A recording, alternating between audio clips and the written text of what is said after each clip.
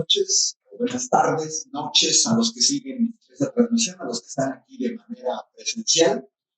Espero que se escuche bien lo que vamos a tratar en esta ocasión. Y bueno, la compañera Elizabeth Olvera me pidió ser muy sintético. En 30 minutos, sintetizar expropiación petrolera, soberanía energética, retos y logros. Entonces, voy a ser muy sintético.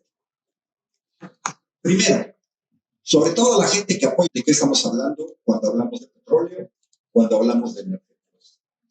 Lo que ustedes ven ahí son datos de la Agencia Internacional de Energía.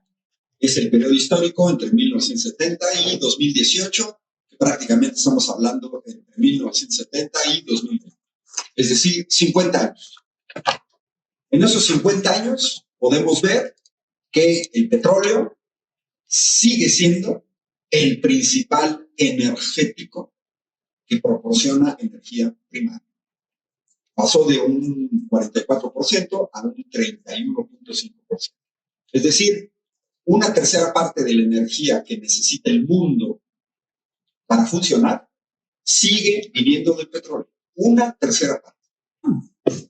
La gente que se moviliza. ¿De qué estamos hablando antes de la reforma energética? ¿Qué nos heredaron nuestros abuelos? Porque esta lucha la dieron nuestros abuelos. Nos heredaron una riqueza. El símil es cuando en una familia heredamos de un abuelo una casa, una empresa, algo. En este caso, heredamos como país una empresa petrolera estatal. ¿Qué nos dio a partir de 1938? Pues nada más vean los datos que vienen entre 2003 y 2012. La fuente es Hacienda, Pemex, el INEGI, en donde Pemex le aportó a este país durante décadas, de 1940 para acá, ni más ni menos que el 35% del gasto federal. Es decir, la fuente más importante de financiamiento del Estado fue Pemex hasta antes de la reforma energética de 2013. De cada peso gastado en obras de infraestructura, en escuelas, en guarderías, en el seguro social, en el ISSSTE, en sueldos de maestros, de enfermeras, de policías, en la adquisición de patrullas, en iluminación pública, en hacer banquetas, en hacer carreteras, autopistas, puertos, aeropuertos, 35 centavos siempre los aportó Pemex. Esta diapositiva muestra la relevancia de lo que fue Pemex hasta antes de que nos cayera el chahuizcle con los neoliberales. Que se han dedicado a mentir, que se han dedicado a engañar, que nos quisieron hacer vender la idea de que Pemex se tenía que entregar a extranjeros porque ya no era negocio. Falso de toda balacera. Vean estos datos, vienen directamente de Pemex en la época neoliberal. Lo que vemos ahí son las ganancias. Ojo, no los ingresos. No. Las ganancias. El rendimiento antes de impuestos y derechos. Observen 2012. Prácticamente estamos hablando de 70. ¿70 qué? 70,000 millones de dólares. Lo que sería hoy 1.4 billones de pesos. En ese tiempo era el 35% del gasto federal. 70,000 millones de pesos. ¿Quién tira a la basura una empresa con ganancias de 70,000 millones de pesos? Hoy, en 2023, se acaba de publicar en febrero de 2023, de que ExxonMobil acaba de aumentar sus ganancias al doble. ExxonMobil, al doble. Y es noticia mundial que salió en Europa, en Estados Unidos, porque ExxonMobil ganó 55,000 millones de dólares. Pemex estaba ganando en 2012 70,000 millones. En 2023 es noticia mundial que una petrolera gane 55,000. Pemex ganaba más que ExxonMobil. ¿Dónde viene la diferencia? El costo de producción. Y lo dijo el presidente esta semana. Nosotros tenemos, afortunadamente, nuestro petróleo en aguas someras. Y tenemos petróleo en tierra, pero principalmente es aguas someras. Aguas someras significa aguas poco profundas, lo que quiere decir, y ese dato lo dio el presidente, que hoy está muy informado de eso, $6 producir un barril de petróleo. Estas ganancias fabulosas las tenemos que entender, porque las tuvo Vicente Fox, las tuvo Ernesto Zedillo, las tuvo Carlos Salinas de Gortari, las tuvo Miguel de la Madrid, que no se hagan patos, porque aquel presidente de que hay que acostumbrarnos a administrar la abundancia era por el pozo petrolero de Cantarell, que fue el segundo pozo petrolero más importante del mundo, solo por detrás de uno en Arabia Saudita. Ya cuando un pozo petrolero solito llega a producir 2 millones de barriles, son palabras mayores. Cantarell, en Campeche. 70,000 millones de ganancia, 1.4 billones de pesos. Voy a hacer una comparación. En 2012, la fortuna de Carlos Slim, dueño del grupo Carso, de toda su riqueza, llegó a ser, era el segundo hombre más rico del mundo. Y su riqueza era de 72,000 millones de dólares, acumulada en toda su vida. Vean arriba, las ganancias de Pemex en un solo año eran toda la fortuna de Carlos Slim hecha en su vida. Si a mí me hubieran regalado Pemex, yo en un año sería tan rico como Carlos Slim y en 2 años sería el doble de rico que Carlos Slim. Me estaría dando un entre con Jeff Bezos, con Mark Zuckerberg, con Elon Musk y superaría con mucho a Bill Gates. Las ganancias de Pemex eran fabulosas, una riqueza dilapidada por los gobiernos panistas, priistas, por Enrique Peña Nieto. Porque nos tenemos que preguntar qué diablos hicieron los gobiernos del PAN y del PRI con esta mole enorme de dinero. ¿Qué hicieron? ¿Cuántos aeropuertos construyeron en 36 años de neoliberalismo? Miguel de la Madrid, Salinas de Gortari, Ernesto Zedillo, Vicente Fox, Felipe Calderón y Enrique Peña Nieto. No construyeron aeropuertos, no construyeron puertos, abandonaron las refinerías, no construyeron ninguna refinería. El tren rápido de Toluca, Ciudad de México, lo dejaron tirado. Abandonaron el proyecto del tren rápido Querétaro, Ciudad de México. No construyeron ningún tren. ¿Qué hicieron con esta mole de dinero? Es algo que todavía panistas y priistas nos tienen que explicar, porque dilapidaron el dinero. Bueno, como Eli dijo que fuera sintético, estoy a punto de terminar. ¿Dónde figura aquí Romero de Champs? Nada, Romero de Champs, ante esta mole de ganancias, es un escamol. Es un escamol con respecto a los verdaderos ladrones, porque parte de la narrativa del neoliberalismo fue exhibirnos a Romero de Champs con su reloj Audemars Piguet. Pero a diferencia de Contralínea, nunca nos dijeron el tren de vida de lujo de los directores de Pemex.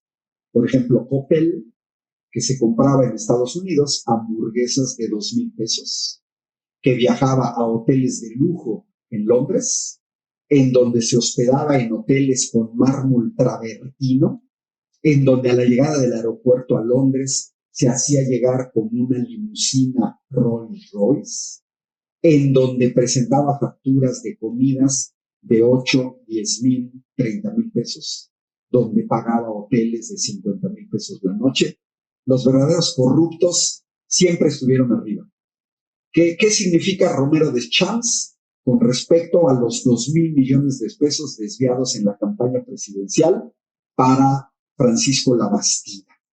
Que ya hoy sale otra vez como blanca palomita. Oye, sí, pero espérame, ¿Romero de Champs podía desviar 2,000 millones de pesos de Pemex? No. ¿Quién sí podía hacerlo? El director de Pemex. Y el director de Pemex podía desviar dinero de Pemex sin la autorización del presidente de la República. No. La verdadera corrupción estuvo siempre arriba. Lo dice Andrés Manuel. Yo estoy arriba, me corrompo y salpico abajo. Ya me vino en mente Shakira, que salpiqué, ¿no? Salpico abajo para que los de abajo no me digan. ¿Sí? Bueno, voy a cerrar con lo que dijo Eli, porque además se trata de hacer algo short, cortito, ¿no?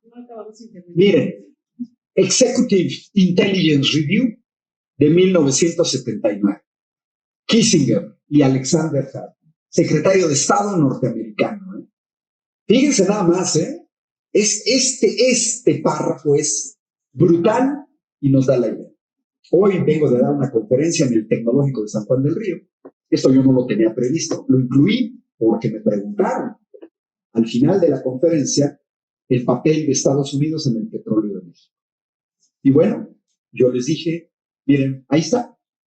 Vean los norteamericanos. Esto no es una revista Executive Intelligence Review, es norteamericana.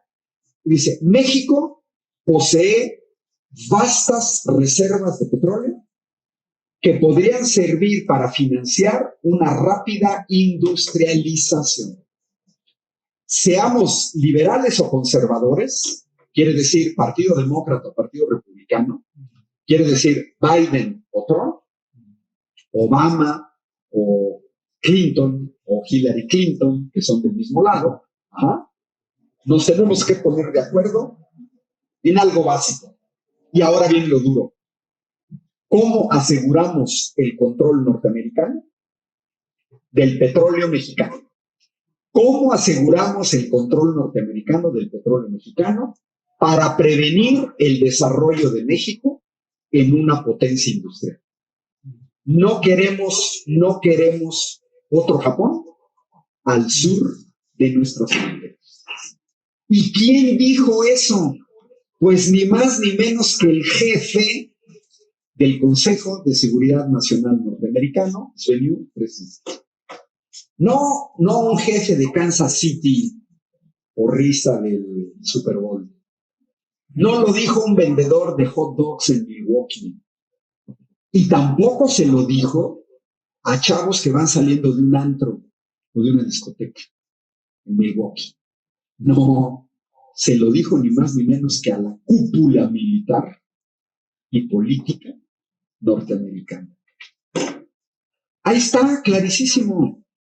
Los norteamericanos, desde el primer minuto después del 18 de marzo de 1938, comenzaron a operar sus piezas para revertir la nacionalización, que quiere decir recuperar el control del petróleo de México, lógicamente con sus cómplices internos, comenzando por el Partido Acción Nacional, que se forma con abogados que trabajaban para las empresas petroleras extranjeras. Y no solo, por ahí está aquella famosa frase, que no la tengo aquí reportada, pero voy a memoria, de un secretario de Estado norteamericano, que dijo, México es un país extraordinariamente fácil de controlar. No hay necesidad de disparar una bala.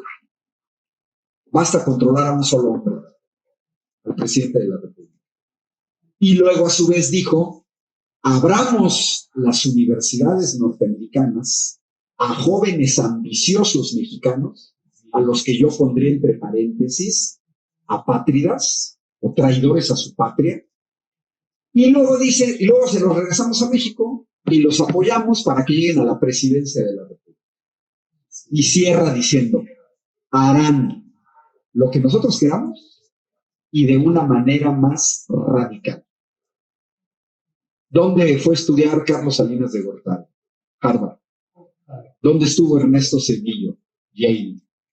¿Dónde estuvo Vicente Fox? Ese ni estudió, pero servía a la Coca-Cola. Felipe Calderón, otro que no estudió. En su currículum, nomás porque van a tomar un diplomado de una semana, ya creen que estudiaron. Se parecen a la señora Sandra Pérez. Van a tomar un diplomado de una semana y ya se creen que estudiaron en grande. Y bueno, vean esa noticia de 2006 publicada en Estados Unidos, Alternet, en donde dice Halliburton se robó las elecciones en México. Yo no sabía quién era Halliburton.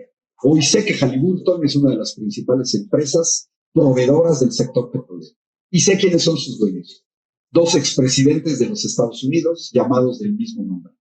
George Bush, padre, George Bush, hijo. O sea, Halliburton no es cualquier empresa.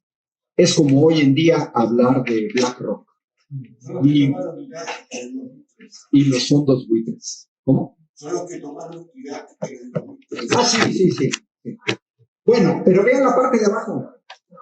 Calderón comenzará la privatización de Pemex y entregará los recursos que pertenecen al pueblo de México a las corporaciones norteamericanas.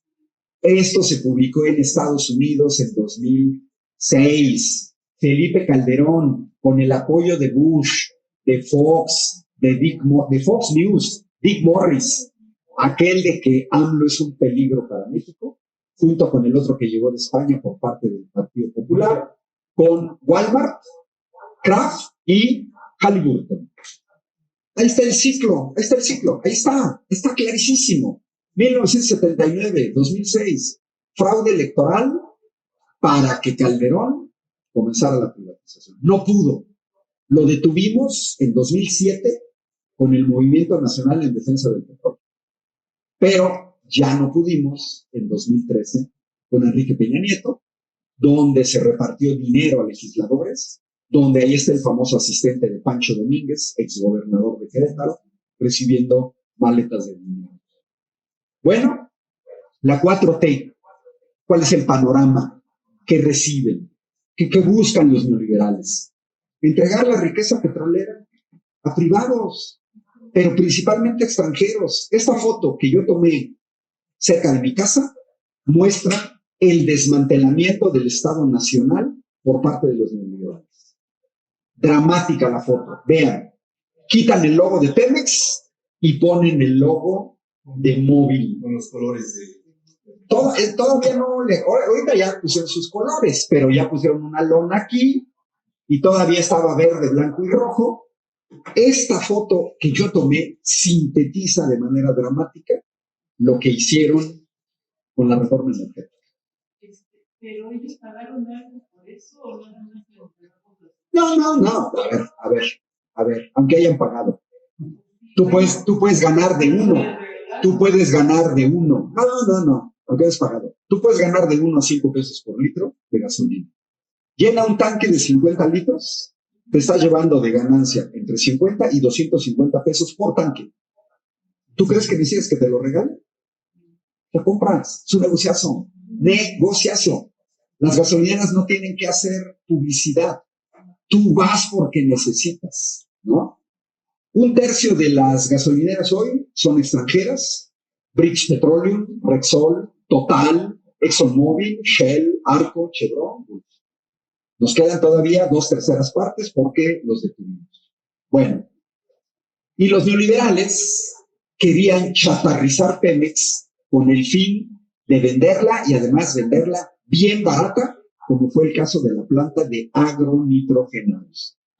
Ahí está la política neoliberal. Esta palabra dice, esta diapositiva muestra más que lo que digan los neoliberales. En verde está la capacidad de nuestras 6 refinerías. ¿Cuántos barriles pueden procesar al día? Aunque no vean los números, pero vean las manchas amarillas. Eso es lo que estaban produciendo las refinerías en marzo de 2008 y luego vean en rojo, marzo de 2018, ¿no? Antes de la llegada del gobierno de la 4T. La herencia es, dejaron de refinar petróleo y al dejar de refinar petróleo, para que el país no se te paralice, entonces tienes que empezar a importar petróleo y a la 4T le dejaron un país que tenía que importar para que no se paralizara 600,000 barriles diarios de gasolina y 240,000 barriles diarios de diésel. importados, pagados en dólares.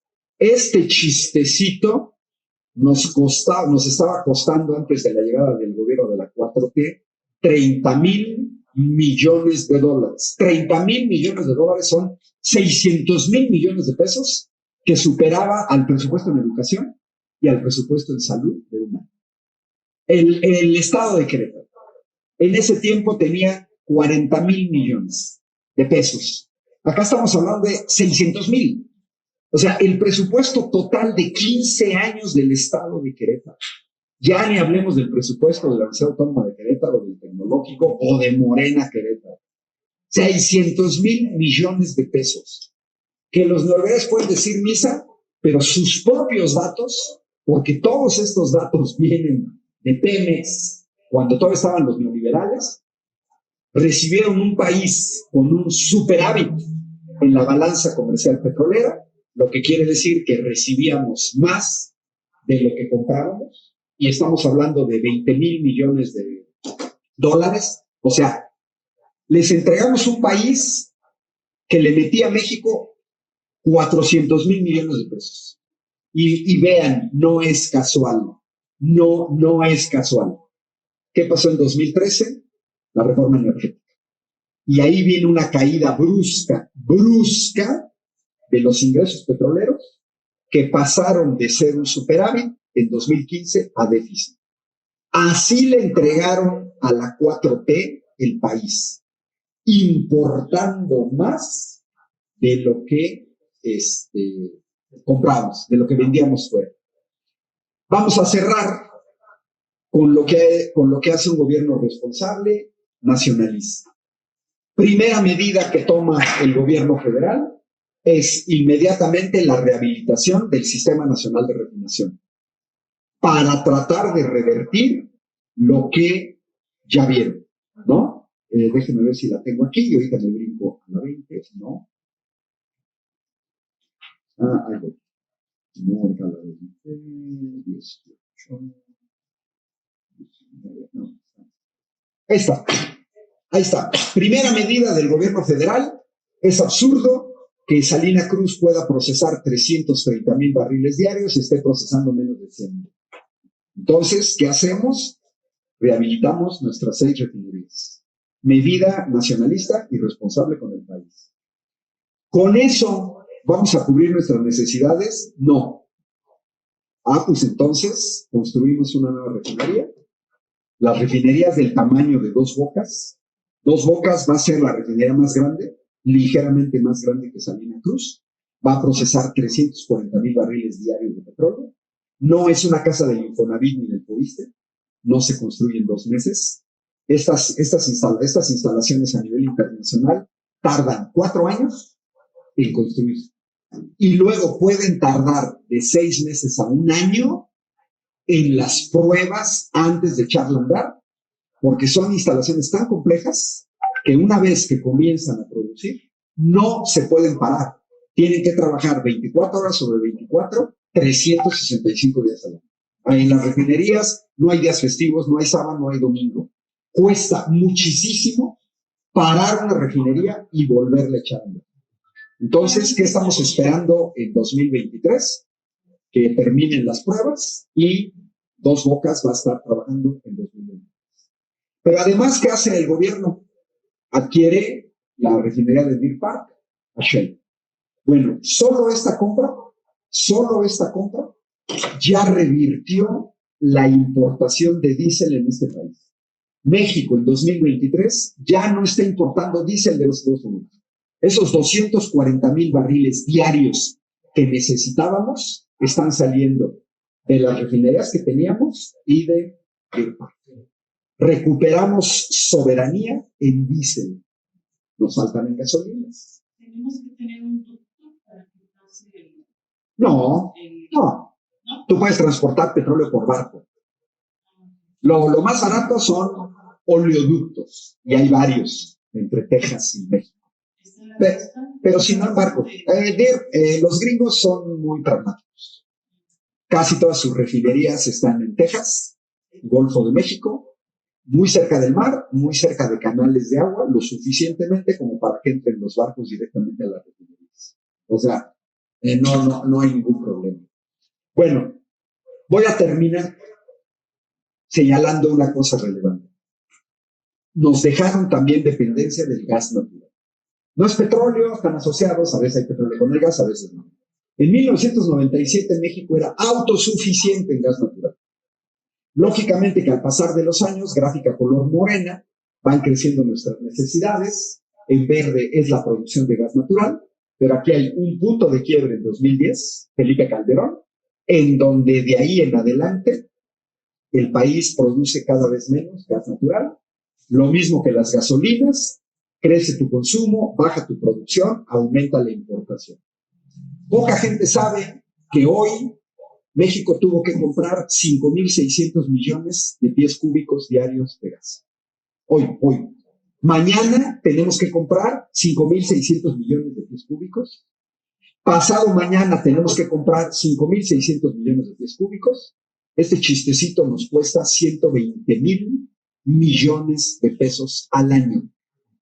Sí, 120,000 millones de pesos al año que se quitan a escuelas, a salud, a infraestructura, a becas, a programas sociales.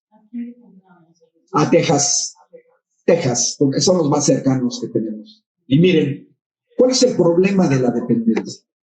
Que si los gringos quieren poner de rodillas a México, antes lo podían hacer con gasolina, diésel y gas.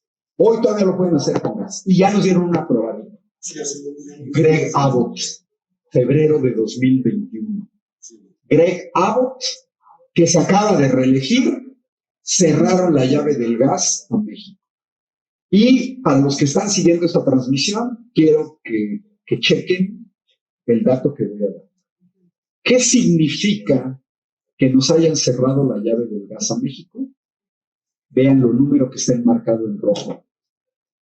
Daños a 2.600 empresas de 6 estados de la República: Baja California, Chihuahua, Sonora, Coahuila, Nuevo León, Tamaulipas, de manera directa.